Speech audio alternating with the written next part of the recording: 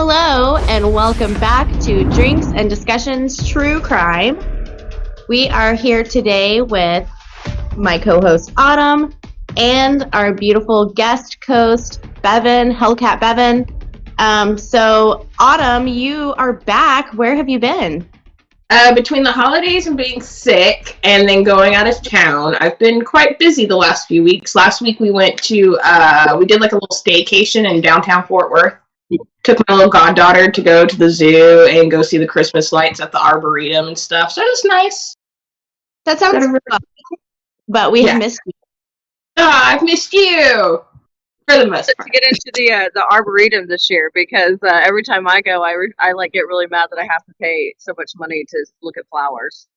Yeah, no, this was for the Christmas lights. If it was just to look at flowers, it would have been a hard no because I'm not spending that much money to look at plants. I also am terrified of bees and stuff, so the Arboretum's like last place I ever want to go. I always take my kids over to Tiffany's house if they want to go to the zoo or the Arboretum because she has so many exotic animals and plants. I'm like, here you go, kids, get a good look in. There you go. I should pay you $10 every time we come over for entertainment. We just had a feeding day yesterday. We fed all the animals. Oh damn, we missed it. I would hope that you feed them every day. Some don't eat every day. Like, some of them eat every day. Like, this fat little hog right here, she eats everyone's food, and then she has snacks out of the trash can. I believe it. Reggie's hiding right now, but Reggie's gotten so big he can barely jump up on the couch. He just eats. She's on diet food. Yeah, no, he needs to be, but the problem is he eats all of his food, then he scavenges the house for the other dog's food. Because Kilo won't eat all of his food in one sitting. Like, he likes to nibble on it, then he'll come back to it. Well, Reggie's like, screw you, I'm eating it. There's food in the bowl. And so, yeah, Reggie eats 3 minutes. When I cook for the kids, I always eat last because I give them their plates first. But I need to stop doing that practice because I feel like an abused parent. They always want to steal my dinner because they're finished with theirs. Oh, can I have some of yours? And so then I get this small of the portion. Yeah. It's just not working out for me. I'm hangry. I'm hangry all the time because these kids still big. If I wither away, it's because Sawyer had to have another pork chop on Tuesday night. So you'll know. That's while I'm cooking. I eat the food I'm cooking. See, I do that too, but then I'm like, I want to sit down every now and again, but I guess that's never going to happen. I'm just going to have to eat on the fly for the rest of my life. Well, for the next 12 years. Oh, sweetheart. I'm raising emotionally dependent children. They're going to be with me forever. Oh, God. I'm just kidding. I'm doing now that we're doing true crime, all I can think is yeah, you're never going out in the world. I'm fixing to put a camera on you, a monitor on you, GPS tracking on your car. I'm going to know your boyfriend's blood type, his family members, the tree, the DNA, genealogy. So welcome to turning. Well, good luck having your own life, sweethearts. Well, after this story today that we talk about, you're definitely going to keep them locked up in their rooms. Just kidding. But let's talk about what we're drinking because somebody had the brilliant idea to do our show this morning. So I'm not drinking alcohol because I have to do soccer mom activities in a little bit. I'm drinking a You're drinking a what? Chai latte. What are you drinking? I'm drinking a mimosa. Somebody doesn't have soccer mom activities today. Bevan, what are you doing? I have a haircut at 4:15. Well, I did Dr. Pepper last week, and I didn't want to be boring, and I wanted everybody to know that I'm a very classy lady. So I am drinking a Dr. Pepper shrimp cocktail.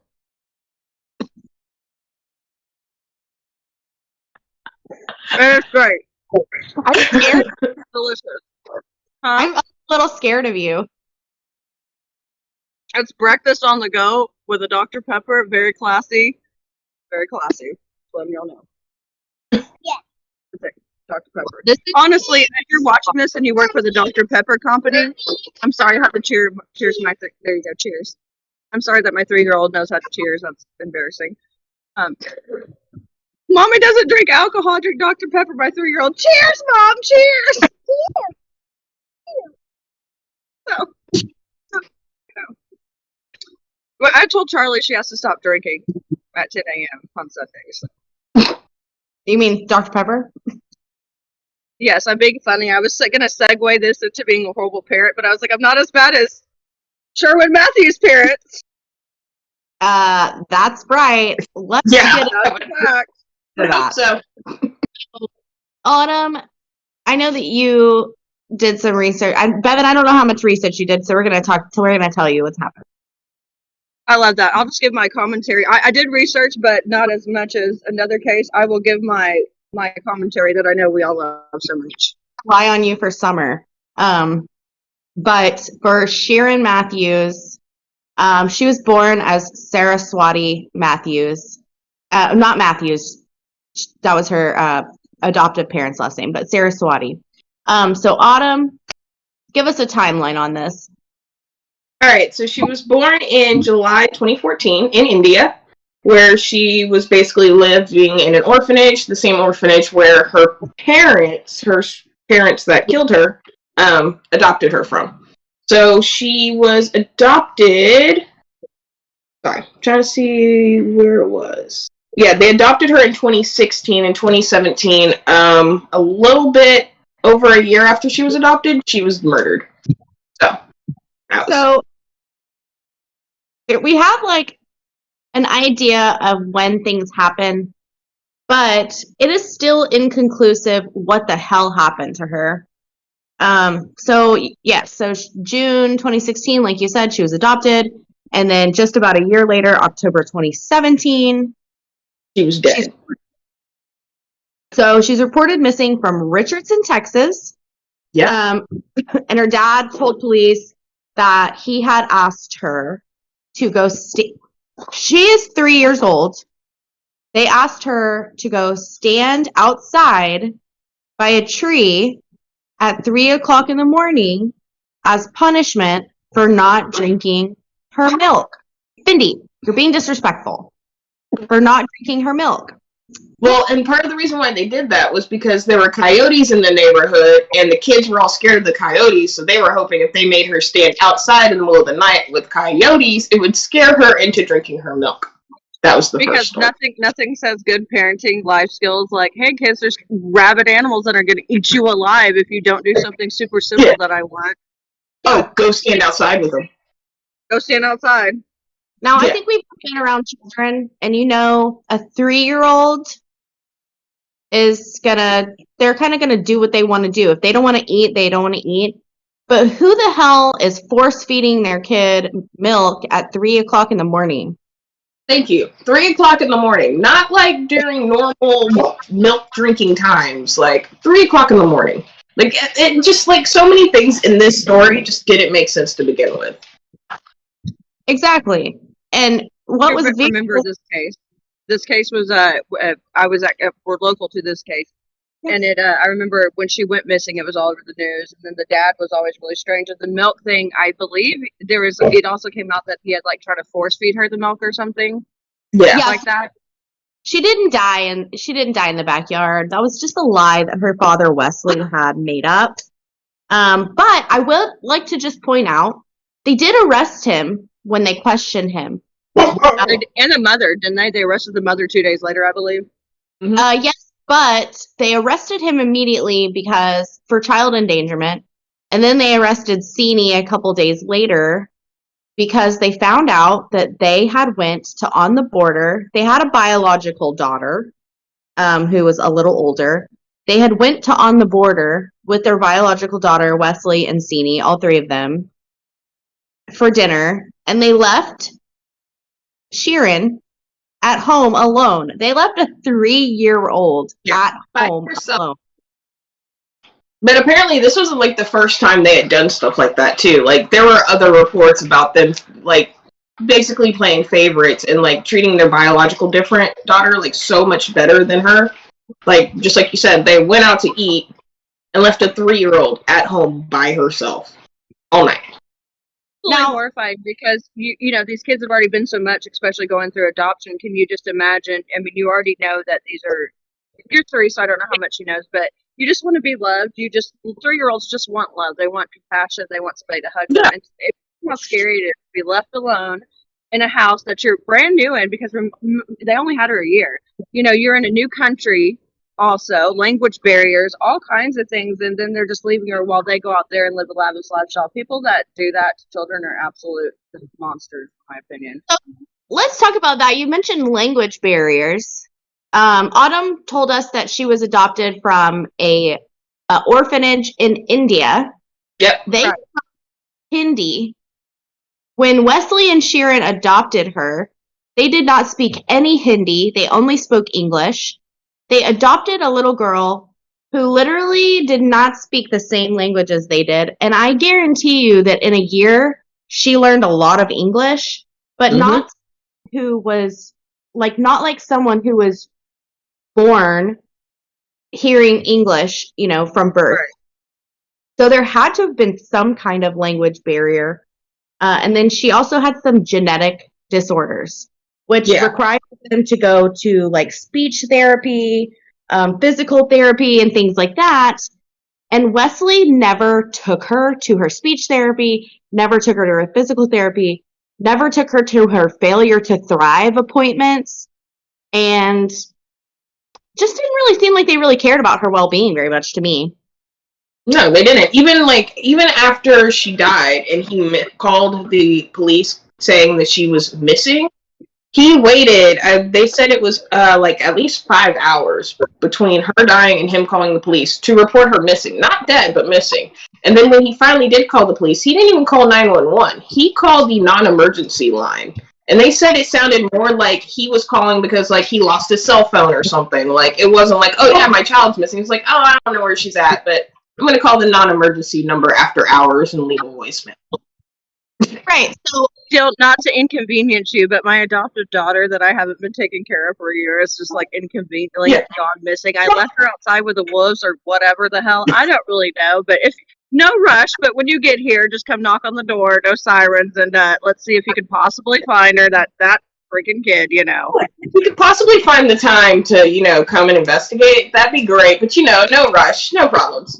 By the way, my wife made milk and cookies, so when you get here, please sit down and, Actually, he was doing laundry. He was like, I'm going to do some laundry and wait for the police. Well, I hope you use some OxyClean to get them stains out, so. Well, they did find some of Sherin's clothes in the garage that he had failed to wash, and they were covered in vomit. The shirt and the pants were covered in vomit. Well, yeah, because if you drink that much of any sort of liquid to the point where you drown yourself, you're going to start vomiting. Because it is possible to drown yourself by over-consuming liquids. It's also possible that with that much vomit, so I used to have this condition when I was a kid, and I still have it, where when I have extreme anxiety, I will profusely vomit over and over again. She probably could have had profuse anxiety as well. With an adult screaming at her and all that good stuff. So. Reggie, go lay down. Horrified she must have been. Yeah, so, it didn't seem like he was very concerned about her missing. My blanket keeps falling because of Pepper. Anyway, it didn't seem like he was very concerned about her going missing. And while the police were did a load of laundry, he deleted his internet browser history, and he deleted text messages between him and his wife. Just super normal, regular things that people do when their child is missing and you're waiting for the police to come and help you. Right? Super. Can I just say something? It's really weird how people are ballsy enough to murder kids and other people, but they're not ballsy enough to actually try to cover up their crime well. It's almost kind of it's almost a disservice. If you're going to take the time out to kill somebody, could you?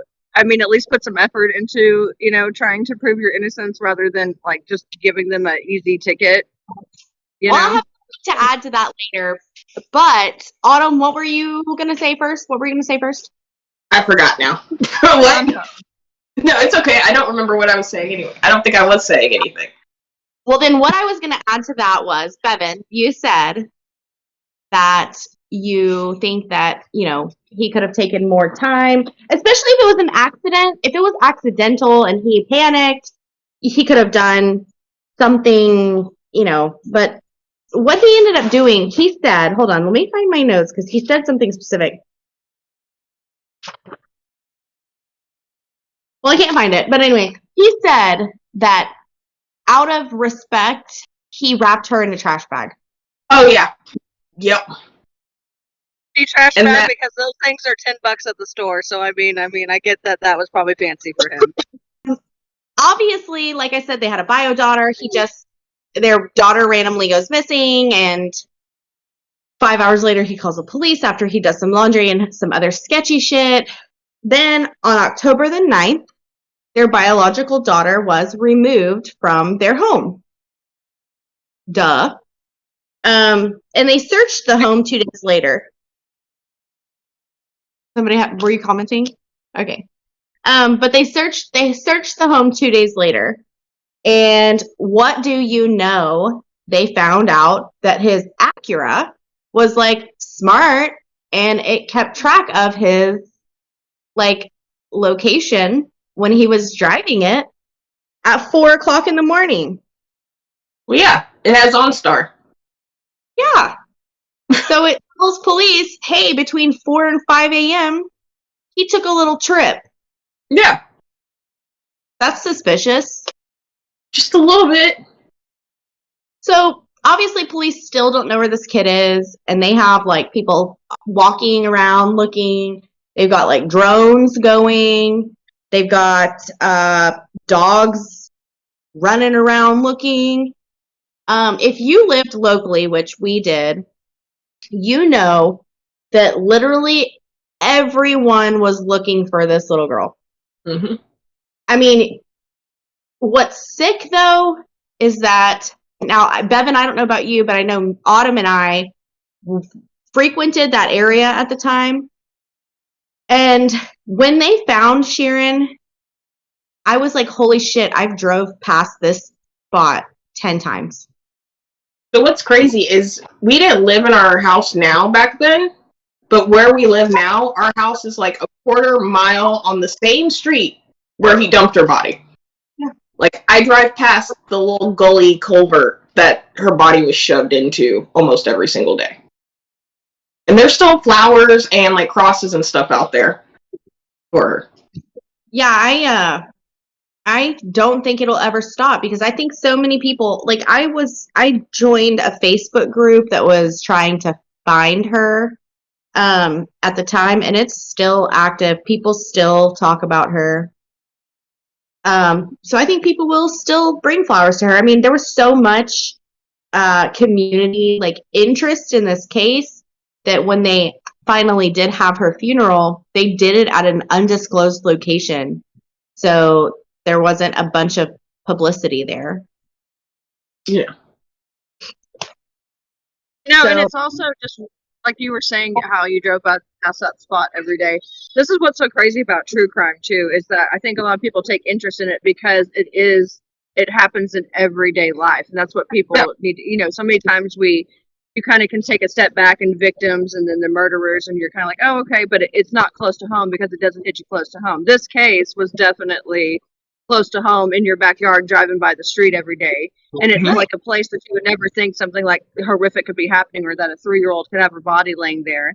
And I mean, that's exactly what went on. That's why this kind of stuff is so scary. And I think true crime is so important too, because I feel like people say, oh, you're glorifying murder, you're glorifying, all this bad stuff happening, and that's not what it is. It's giving people information to be able to look for signs so this stuff doesn't happen, so you can save more kids, so that you know what to look for, so that you see the signs. This is why it's so important to have these podcasts and these discussions about true crime, is so that people start thinking in their minds a little bit more it might not, you always think it can't happen to you until it happens to you. So I think that that's really important to think about when we think about these cases, is while it's sad and horrific, and it's why do we talk about it? We talk about it because, number one, the victims deserve to be heard. And number two, because we want people to be aware that this stuff literally can happen to anybody. Mm-hmm. Well, it's like, it's so crazy because there's a house right there on that same corner where, like, the side of the house actually faces where that gully is. And it's like, could you imagine, like, having to look out your bedroom window every day and thinking, oh, yeah, there was a little girl that was shoved in there and I could have looked out and seen her at any given moment. Well, I wonder if their property value went down Mhm. after all this. They may not have been able to see her, though, because Wesley shoved her 12 feet into culvert, which I don't know if I even mentioned that, but they found her in a culvert, which is like when you're like driving, there's like a big hole in the ground for like water to go through so the streets don't flood cover. So Wesley climbed down there, and I just think in my mind, he had to have literally climbed in that hole and shoved her as far as he could in there. His own That's what he child. said, that he kept shoving her until her feet, like, touched something and she couldn't go any further. Like, that's what he did. I think we should probably shove him down a 12-foot culvert and see how he feels. I always feel that way. The same way that you took somebody out is the same way you should go out. But that's just me. That's just me. 100%. Yep, definitely. But so when they're finding her and they're determining, they hadn't determined yet that it was her body. However, I think everybody kind of knew it was because there wasn't any other 3-year-old children missing. But while they find her body and they're trying to determine the DNA of it, Wesley and Sini, they go to court for custody for their biological daughter. When they're in court, there's a doctor lady whose name is written somewhere on here. But there's a doctor lady, and she goes to court, and she tells them in court, now this is not for anything that had to do with Sherin, this is for their custody case. She goes to court, and she tells the judge, Sherin had so many broken bones in various stages of healing that she suspected that she had been abused. And I think that it was 5 broken bones in 8 months. Yep. 5 broken bones in 8 months. Yeah, her name was Dr. Susan Mathews. And she actually called... Yep, that's her. And she actually called CPS on them because she was like, this child's malnourished. She's constantly showing up with broken bones and fractures and stuff. Like, something's not going on. Like, something's wrong with this whole situation. And she called CPS on them. But they were like, oh, no, she's malnourished from when she was in India, and that's why. But they had her for a year. Yeah. And in just a year's time, they missed all of their Failure to Thrive appointments and all of her appointments. And she had all these broken bones that were in various stages of healing. They are full of shit. They're lying. This is what I'm curious about. Your broken bones, don't you have to have a fucking cast? Like, did nobody, put 2 and 2 together when she showed up 5 times to various hospitals with, actually, let me backtrack there. So hospitals actually, how people get away with this stuff is they use different hospital systems. Different hospital systems do not have the medical records for other hospital systems. It's not a thing. I actually studied health information management in college. Trust me, I know I'm talking. So they can technically go to one ER, say, hey, my 3-year-old daughter, she was so clumsy, broke her arm, oh my God, da-da-da-da-da, wrapped it in a trash bag, a hefty one, can you, patch her up. Then a few months later, she gets another broken bone, they go to a different ER, a different hospital system, have no records of the previous break, and they don't think anybody's going to notice. That's kind of how people, so when people think, well, how do they get away with this? It's because we don't have a universalized hospital record system unless you're working for the government and want your medical records pulled. Yeah, because of HIPAA, you have privacy. So your medical records, if you want them to be released to someone else, you have to sign a form so that they can have access to your medical records, whether it be a doctor, a family member, whatever. So HIPAA protects people, but it also kind of prevents people who have Munchausen's by proxy, and they're like taking their kids doctor shopping to get them whatever loads of medication they think they need. Then just like the Gypsy Rose case, those doctors didn't have a connection that all this was happening. And one doctor in that case also did contact authorities, but me and Autumn have a friend who works with CPS, and not that we've heard any stories or anything, but we know that, kind of how they operate, and they have to find evidence of the abuse, when they go and check. And there are some people who are really good at covering up that evidence. And so if CPS can't find it, then they can't do anything about it. And that's the same thing too. Like, even if CPS has their thoughts or their opinions on it, without hard evidence, they aren't allowed to do anything. So they can clearly tell if someone's been abused. But oh my God, Mackenzie, Jesus! I actually had an ex called CPS on me about 3 times, and I've had 3 different investigations that have all been closed because they found no sounding evidence. We've had to go to court. I've had to have them testify.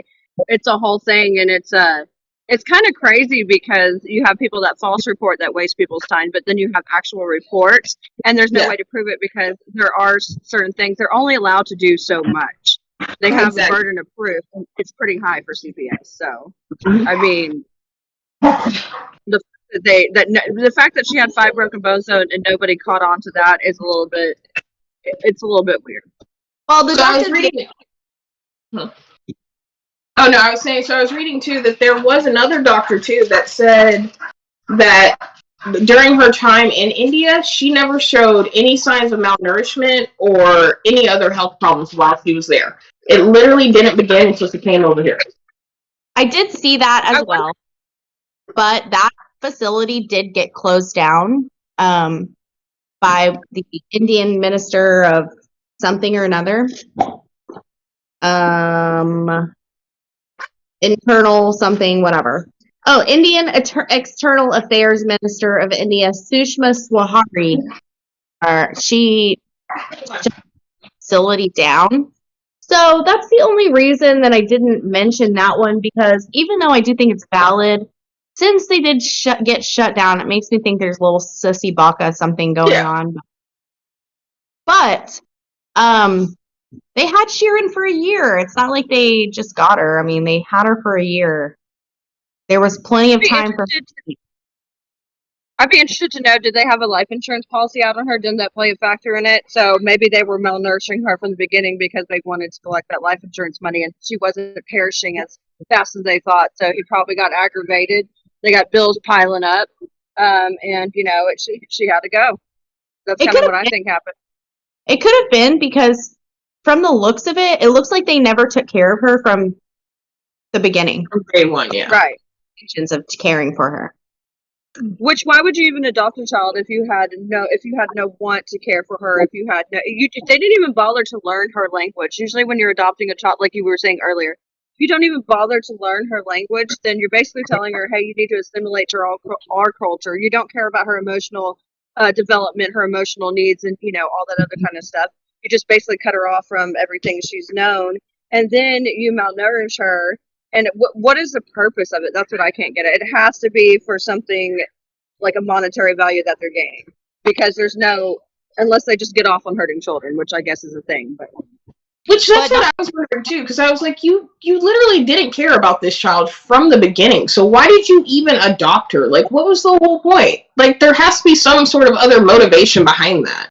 Because it's like, you clearly did not want this child at all. So why adopt her?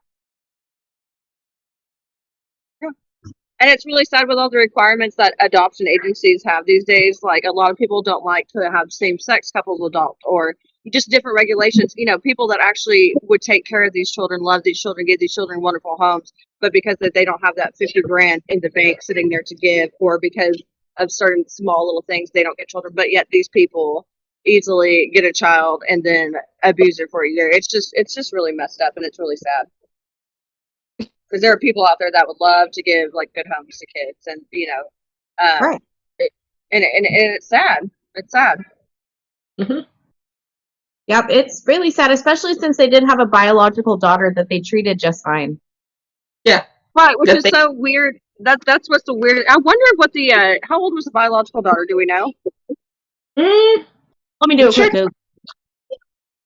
Because I'd be interested to see what she has to say in all this. I want to know her attitude towards her sister.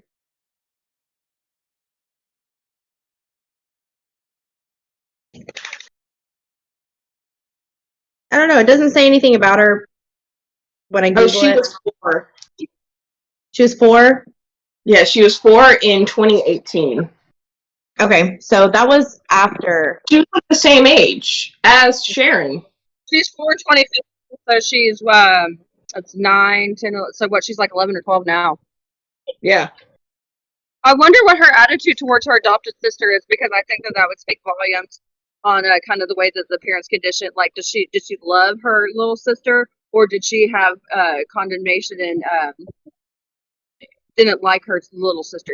I wonder what her thoughts and views on it, because I think it would be interesting to learn to see kind of the mind frame of the parents as well.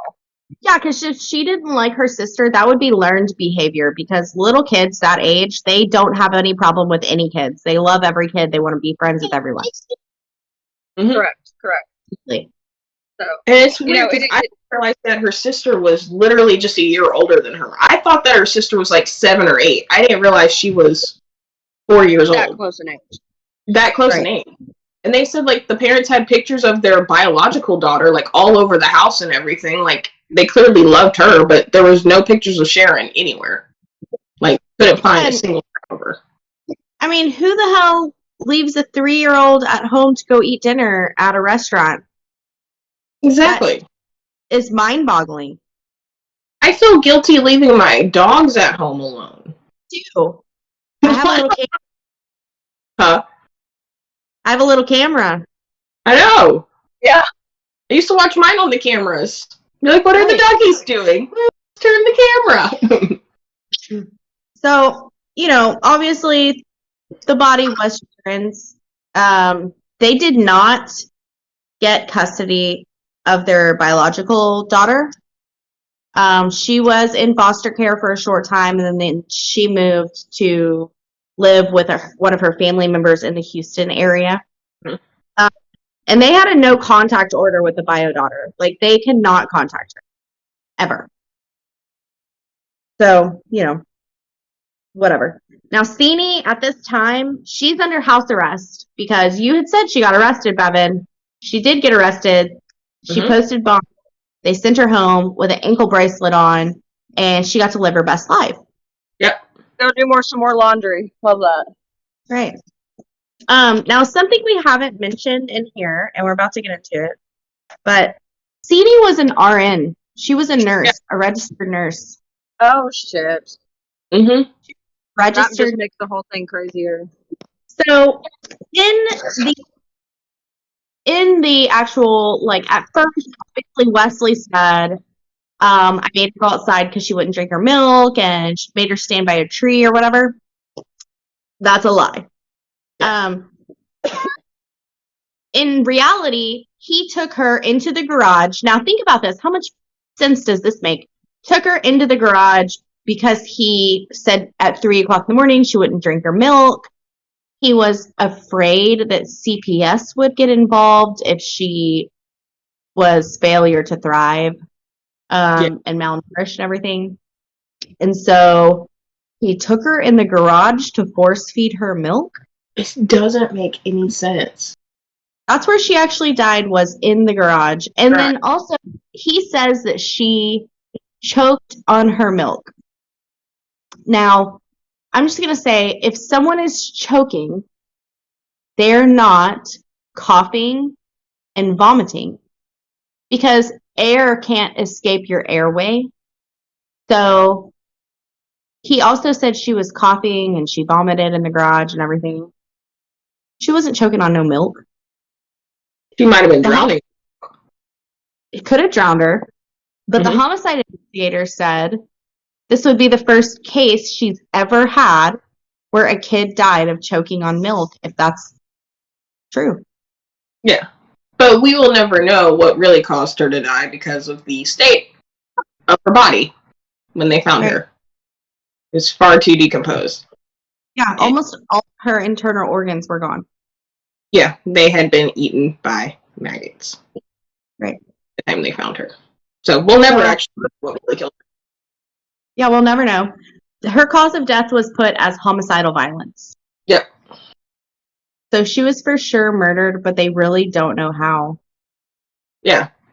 What I think was he got mad at her, took her in the garage to whoop her or whatever, and it got out of control.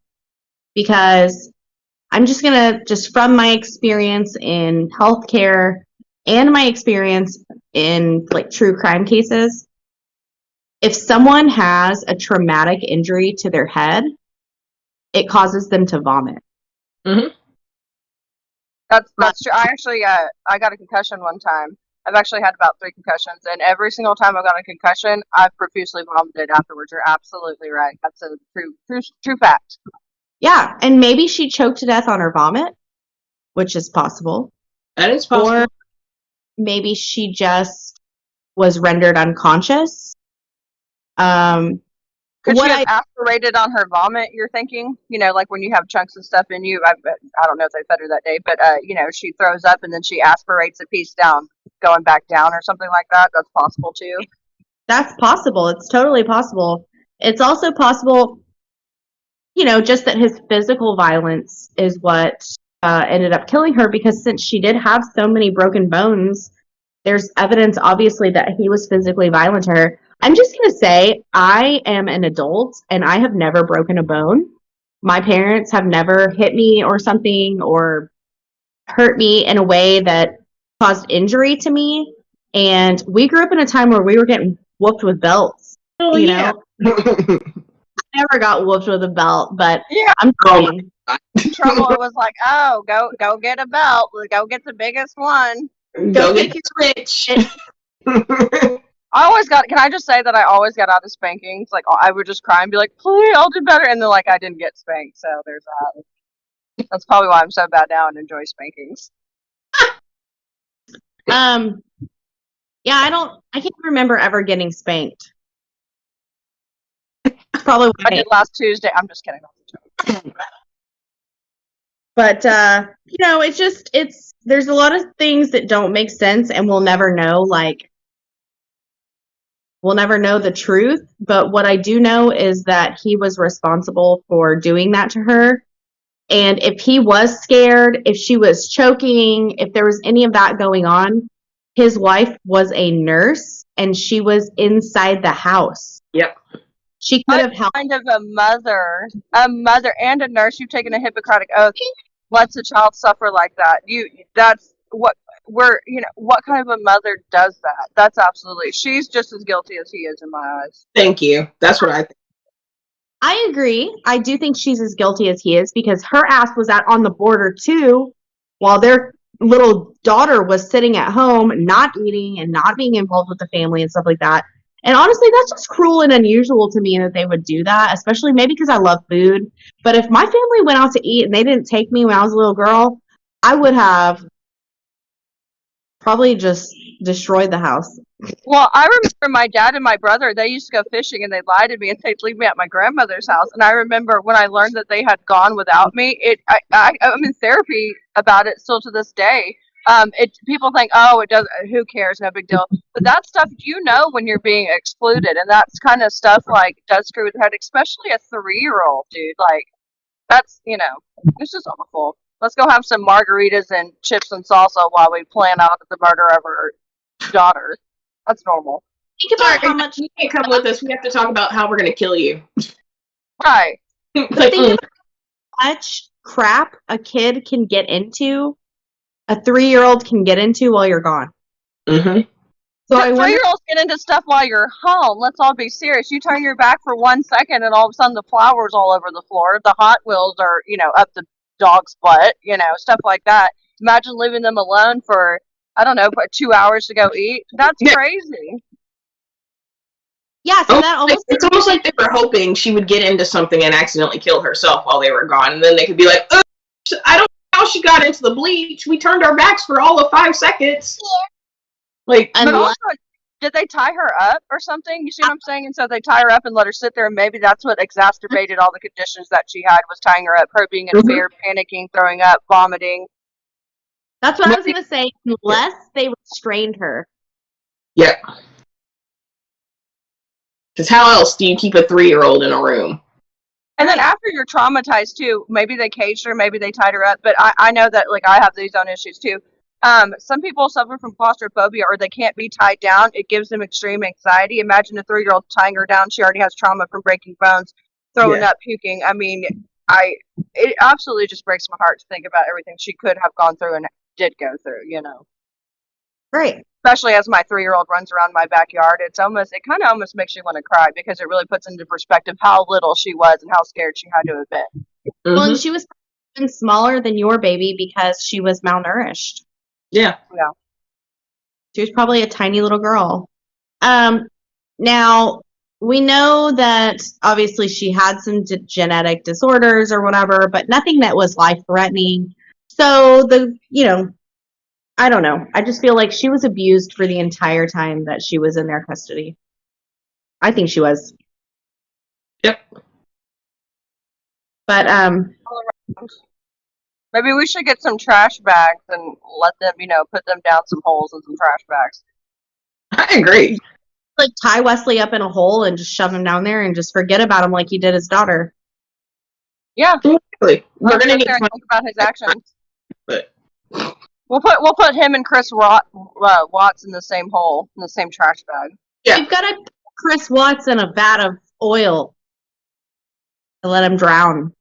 Oh God. No, we don't want him to drown. Just let him sit there and put the oil kind of up to his nose so he inhales it so he slowly drowns. You don't want it to be too quick. Allegedly. If anybody's watching. Allegedly. But after all this, even though Steenie was with them and on the border, she, accused of some kind of child endangerment charge or whatever. But she is free right now, walking around. She probably lives in Houston. She probably gets to see her daughter that she has no contact order with. And she's just living her normal, best life. I'm sure she can't be a nurse anymore. I would hope not. Honestly, I think she should be in jail with him. I don't give a shit whether she knew what was going on or not. You mean to tell me, as a mother and a nurse, you did not know something was wrong? You are just as guilty as he is, so I'm sorry. And if your husband takes your 3-year-old at 3 o'clock in the morning into the garage and they're crying, and then they disappear. Yeah. Well, I'm going to go grab my shotgun personally, and I probably wouldn't have a husband after that, but that's just me. Exactly. That's the normal response to that. Exactly. Or you call the cops and say, my husband did something to my kid. Exactly. No, I'd probably just do the shotgun method, to be honest with you. But yes, or call the cops and And I'm sorry, maybe she was scared for her life or whatever, but the moment the cops showed up, that was your chance. That was your chance to say, hey, he did something. I don't know what, but he did something. She didn't make any effort to do that at all. That's why I'm like, you're just as guilty as he is, and you should be in jail rotting too. Sorry. No. And if she was in such fear, why did she fight to get her daughter back, to put her back in the exact same house as a monster that she's so afraid of? And to riddle me that. Because no mother in their right mind that's actually afraid of somebody is going to put their kids back in harm's fucking way, unless you are part of the abuse cycle as well. Exactly. I don't care what anybody has to say. I don't care if you've been abused. You protect your children at all costs. And the fact that you would put your biological child back with a person that killed another child speaks fucking volumes to me. Thank you. I love my husband so much, but if I ever found out, which he never would, obviously. Jason never would. I can vouch for that. Very good guy. Yeah. But if I ever found out that he did something to my child, we're done. No, we're out. I'm gonna leave in the middle, like a wind blowing in the middle of the night. We'll be out of there. We'll be in another state by morning. You know what I'm saying? A guy friend literally tell my child, hey, listen to your mom. You might want to go lay down. And then I blocked him and never talked to him again. Oh my God, my phone died. But, oh, did we lose her? She said her phone died. Oh well. Well, Wesley did it. He's in prison for the rest of his life. His little wife gets to be free. I wonder if they still talk. I know that he's written letters from jail, but in 0 of the letters has he ever said anything about Sherin. Wow. Never. Of course not. He didn't give a crap about her before. He sure as hell doesn't give a crap about her now, so why not? And, when he was in court and everything, he had said, he loved her so much. This has ruined his life. they put him on suicide watch when they first put him in jail because he said it was an accident and this has totally destroyed his life. But then he never speaks about her and doesn't write about her. He doesn't say anything about her. He never asks for forgiveness. He is so full of shit. Did you see where he was like, he even said, like, as he was putting her in the gully or whatever, he was hoping that a snake would come out and bite him so he could die with her. Yeah, I did see that. And I saw that he thought if he prayed super hard, she would come back to life like Lazarus. Which, that's not how it works, Wesley. Yeah. You killed her, that's it. Like, I almost think that he was just saying those things to make himself look somewhat better. Like, no, see, it was such an accident, and I'm so heartbroken over this that, like, I wanted to die too. But it's like, you didn't really care that much when you were calling the non-emergency number to report her as missing. So. He didn't care that much when he was wrapping her up in a trash bag and shoving her in a hole. Thank you. Oh, but well, Autumn had all the information on the Summer Wells case, really. You mean we've lost. You mean Bevan? Autumn's here. Bevan has all the information on the Summer Wells case. She was going to talk to us about it, and we lost her. But oh well, we can do it another time. But we do have some cool guests that I've spoke to recently who would like to be on our show. Autumn, our friend Jeremy, I talked to him about being a guest on here. Oh, yay. But most excitingly, we may be in contact with Jody Plauché, who we did a story on a few months ago. He was a victim in one of our stories who we may be able to get an interview with. I'm in contact with him.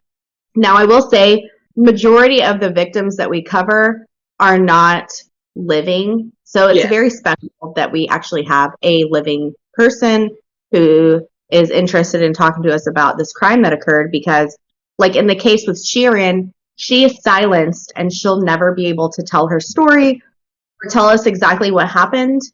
And we will never know what happened to her. We won't. It kills me. There's only one person that truly knows what happened to her. And he's never going to say. Yeah, he's a big fat liar. Exactly. So. But as far as the Summer Wells case goes, we were going to talk with Bevan about that because she was really interested in that case. And it's another case of a little girl who will never know what happened to her. Mm-hmm. But we can get into that, another time. Because I also have another story that, I don't know what it is, but I found all these stories about these little girls who have went missing. But this other one that I have in my mind, I do have, where there is a conclusion to that one. But Autumn, before we talk about it, I would love for you to watch the police interrogation video with her stepmother. Because crazy. But, yeah, so Sherin Saraswati, we will never know what happened to her. It is just really a trap.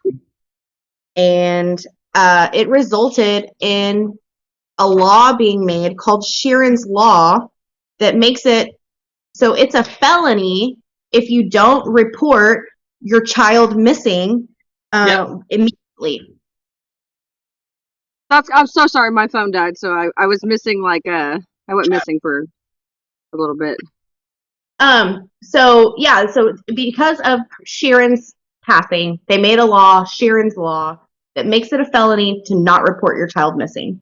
And also wanted to mention, when I said that Wesley had deleted his browser history and his texts to his wife, he also deleted a log off of his computer called Sherin's Log. What? What was on this log? We don't know because he deleted it. But it was called Sherin's Log. And he deleted it at 5 o'clock in the morning when he called the police to report her missing. That's weird. And they weren't able to recover that at all? They weren't able to recover it. They weren't able to recover his browser history. And, he also... No, go ahead. Was he using because now they have those VPIN, or they have those different networks that you can use to where everything you do is completely on a private network. Maybe he was using one of those, and that's the reason they can't pull it up. Yeah. Yeah, he was really thoughtful in his planning, even though he says that he was horrified and he did this on a whim. Even with Acura, they could tell that the Acura had left the residence, but his location was turned off, so they couldn't see where he actually drove to. So he made an attempt to cover up his tracks, and then he was also, he went to trial. He was going to be charged with capital murder, but he made a plea deal, and he is going to serve life in prison, but it's not for murder. It is for a different charge he pled guilty to. What do you plead guilty to? Yeah. I wrote it down in here. No, I didn't write it down. I think it was injury to a child by something. I think I saw that somewhere. Let's Google it. See, and the crazy thing is that they let him plead down. I understand that you're getting a conviction, but you don't let a child murderer plead down to, endangering a child. No, you murder that child, sir. And that's what it was. He was still sentenced to life, but it was, because I was reading it too. Injury to a child by omission. Yep, that's what it was. But see, the thing is that with him planning and deleting everything, that just shows pre-fucking meditation to me. So why it wasn't a capital murder charge is absolutely mind-boggling. And the fact that the state was comfortable enough to plead him down just really makes me side-eye Texas and wonder, when are we going to stand up for our children? But I think the problem is that they don't have any actual hardcore evidence. That's what it is. They have that he misled them. They have that they should have gotten him on I'm surprised they didn't get him on a lying to police charge. They didn't get him on tampering with an evidence charge. They didn't get him on multiple charges. But that's just me. I'm not an attorney. It's a lot like the Anthony case. And I think a lot of it, too, is because they know that they don't have enough to get him with a capital murder charge. They're going to charge him for something much lesser, so that way if somewhere in the future they do get enough evidence, they can actually go back and recharge him for capital murder. And but if they charge him and he's found not guilty, then they could never charge him again. Exactly. You can't do it. So you might as well let him plead down to something that's complete bullshit. Still give him life in prison, but then if something does come out later on, you're like, great, now we can actually give you the needle like you should have gotten. Is there a law of limitations, though, there's no law limitations on murder, correct? I don't think so. Statute of limitations, no. Statute of limitations on murder. I'm not an attorney.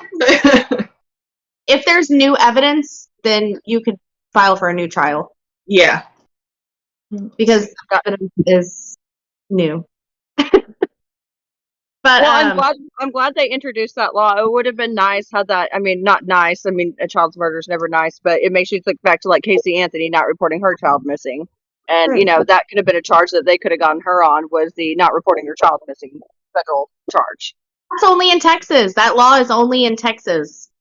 Oh, okay. Well, I guess if you're in the other 49 states, then you can wait 5 hours. So good for you. We're happy for you. There are some other laws in other states, but it's all, they're all different. You have to check your local laws to see. The fact that we have to have a law that holds you accountable for, having your child missing is absolutely mind-boggling in the world, but that's the world that we live in, unfortunately. Mm-hmm. But next week, I want to talk about, this was Autumn's idea, but I think we should talk about Kai the hitchhiker, the hatchet-wielding hitchhiker. Oh, he's hot. I know exactly what we're talking about. And he's on Netflix right now, so it makes it super easy to research and get more information. There's tons of videos of him. Guys, stop it. We're almost done. Almost done. He was a murderer. I didn't mean to say he was hot. I actually had seen a clip of him. People were talking about him. I thought it was for something completely different, but now that I know he was an axe murderer, who did he murder? Okay, so we're gonna but it's like the hatchet-wielding hitchhiker or something. It's the name of the show on Netflix. Yes, so we're going to talk about it next week, but I will say his first murder, he was hailed as a hero. Yeah. viral on the internet. He did. But that was not his final murder. So we're going to get into it next week. Yep. Hold your horses, like they say in Texas, hold your horses. Whoa, cowboy. I don't know anything about horses. I know about horse, but not horses, so. But I enjoyed talking to y'all so much. Thank you, everyone, all of our viewers, and everyone who always supports us. Thank you so much. Especially Nick and Thumper, who were on at midnight last week on a weekday to join in on our live chat. Of course, it was at midnight, and I wasn't expecting anybody to be awake, but we did have Nick and Thumper supporting us. So big shout out to them for coming and chatting with me at midnight. I know that y'all are probably tired and needing to go to sleep so you can go to work the next day, but I really appreciate the support. That to all of our supporters. We love you all so much, and I hope you enjoyed our video. We'll be back next week, and we'll be talking about Kai, the hatchet-wielding hitchhiker. Yep. Yay. All right, guys, we're signing off. Have a great rest of your day, night, afternoon, wherever you are in the world, and don't forget to subscribe. Don't forget to subscribe. And turn on your notifications and share. The notification bells. I will pretend to be your girlfriend for $5, so turn on those notifications to get me to hollers. We will do nothing in return. At all. Like it, so sweet. Anyway, all right. I love y'all so much. Y'all have a wonderful day, and we'll see everybody next week. Yep.